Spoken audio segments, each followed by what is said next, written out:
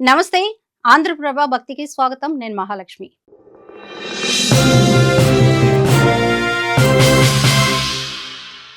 హిందూ మతంలో బొట్టు పెట్టుకోవడం అనేది పూర్వకాలం నుంచి వస్తున్న ఆచారం.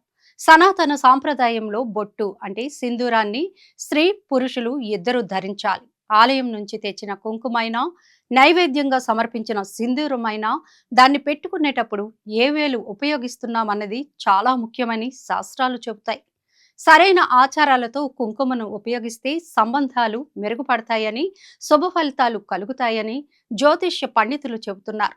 అందుకే కుంకుమను ఎల్లప్పుడూ కుడి చేత్తోనే పెట్టుకోవాలని అంటారు.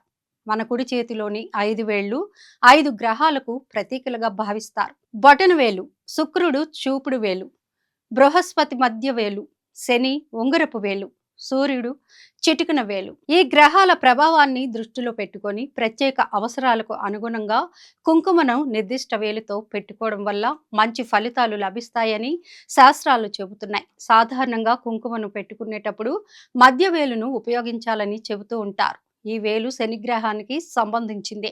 దీని ద్వారా శని దోషం తగ్గి ఆయుర్దాయం పెరుగుతుందని, ఆరోగ్య సమస్యలు తగ్గి ఆర్థిక స్థిరత్వం లభిస్తుందని నమ్మకం.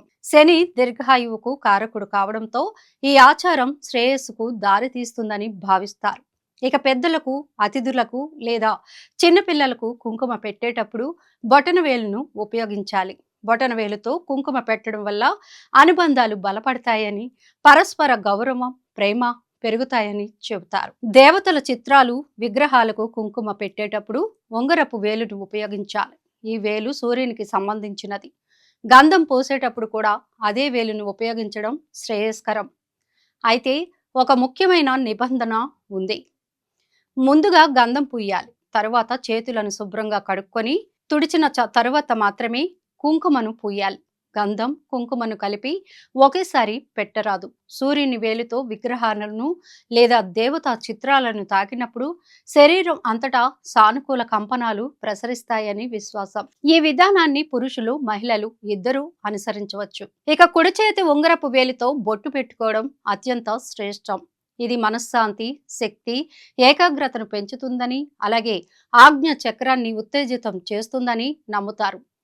ఉంగరపు వేలు తనకి తాను బొట్టు పెట్టుకోవడానికి, బొటన వేలు ఇతరులకు, ముఖ్యంగా పురుషులకు లేదా విజయ సూచకంగా పెట్టేటప్పుడు, మధ్య వేలు దీర్ఘాయువు కోసం, చూపుడు వేలు పితృకార్యాలు, మరణించిన వారి ఫోటోలకు మధ్య వేలుతో కూడా పెట్టవచ్చు.